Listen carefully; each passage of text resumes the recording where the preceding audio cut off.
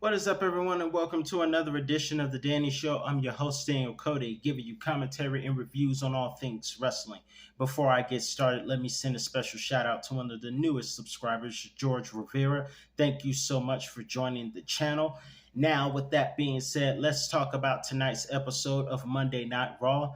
Before I get started, let me get away a couple of small news before I forget. First and foremost, great to see Dakota Kai getting a victory. I loved how Io Sky was cheering Dakota Kai on as she walked to the ring. Congratulations, Kai, on defeating the Pitbull Ivy Now. Also, Rey Mysterio and Dragon Lee took on Alpha Academy. Alpha Academy, and were successful.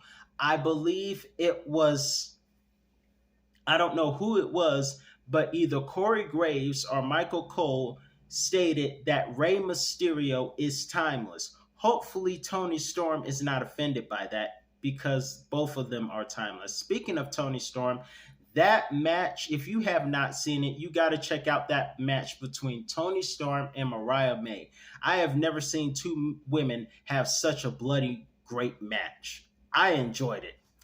I'm a pretty bloody guy. But I actually enjoyed that match, and congratulations to Timeless Tony Storm for defeating that evil Jezebel known as Mariah May. If she was a man, I would put her on the list of people I wish Steve Austin would stun. Of course, Stone Cold is an equal opportunity stunner, but we're not going to go there. Let's talk about some big news, some of the main news of today's episode of Monday Night Raw. We had John Cena opening up the show and taking it all in. He just took it all in. He didn't change his look. He didn't change his theme. And he said he would not change anything because that's who he is and that our time as fans is up and his time is now. And his promo, to me, was a bit like, to me, his promo was more so like when R. Kelly was being interviewed by Gail King, and he was like, "Y'all turning on me. I gave y'all 30 years of my career.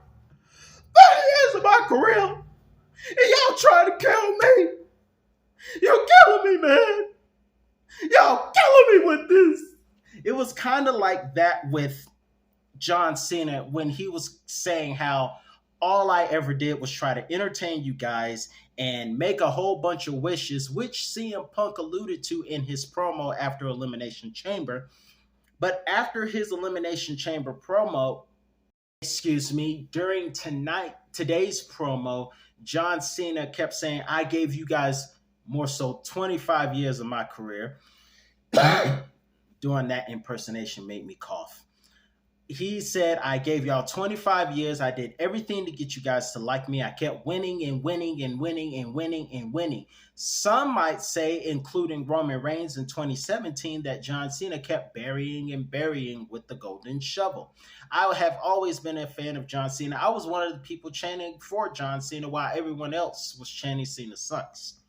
But in any event, which is rather ironic because the fans chanted the exact thing that WWE chanted at WrestleMania 22, because I happen to have WrestleMania 22 on DVD.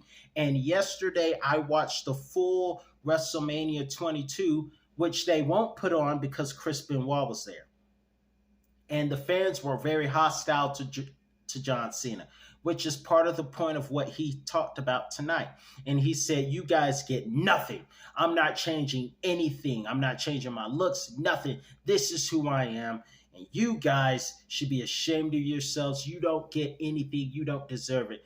And he kept complaining about how they didn't appreciate him, just a little bit of stuff like that. We even saw a Die Rocky Die sign. And some might argue that John Cena's heel turn is something that should have been done a long time ago.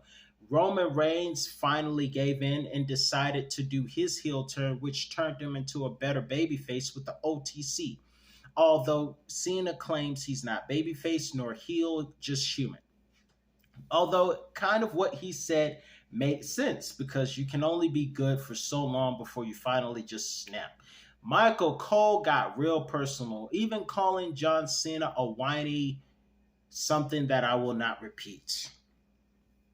Of course, that wasn't the only thing interesting that happened. We found out that Seth Rollins will be on SmackDown in Italy to confront both CM Punk and Roman Reigns. And it's so interesting because all three men are fan favorites. And I think this will be the first time that all three competitors at WrestleMania will be fan favorites. Seth Rollins in the song that Paul Heyman hates, CM Punk being the best in the world.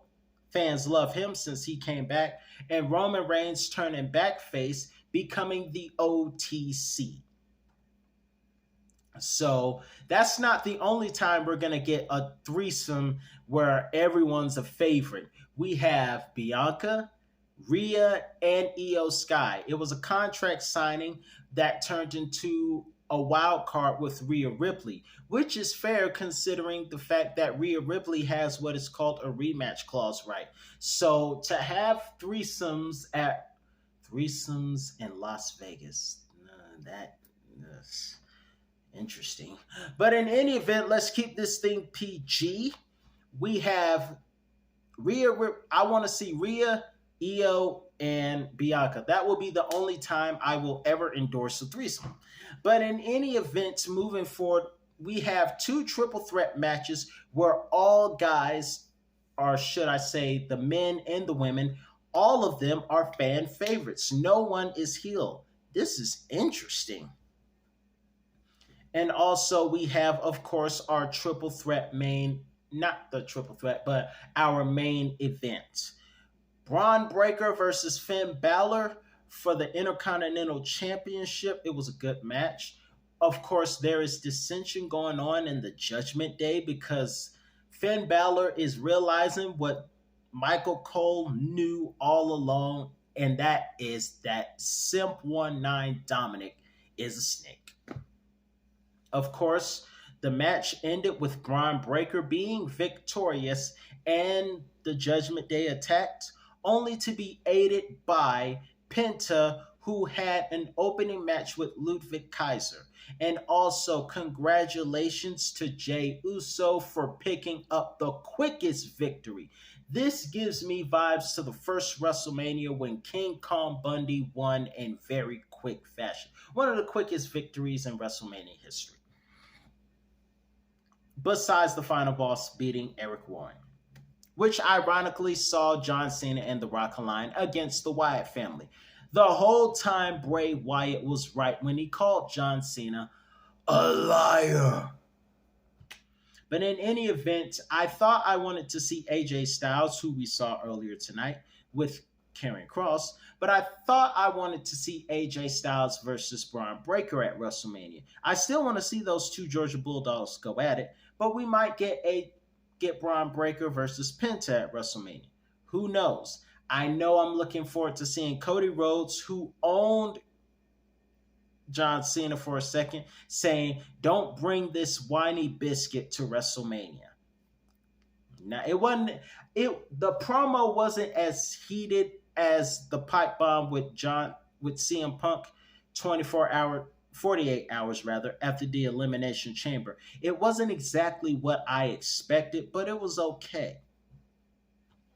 Of course, John Cena saying to the fans, "I gave y'all everything and y'all turned on me." But in any event, it's an interesting road to WrestleMania, even though we're not getting Rock versus Roman. But I really would like for us to get Rock versus Roman before the Lord calls us all home. But in the meantime, that's all the time I have for you today. I'll be back with another review on all things wrestling. I'm starting to think that Rey Fenix is secretly here in WWE as the Masked Luchador, if that's not Shad Gable. But in the meantime, I'm your host, Daniel Cody, and I will see you guys next time with another review on all things wrestling. Peace out.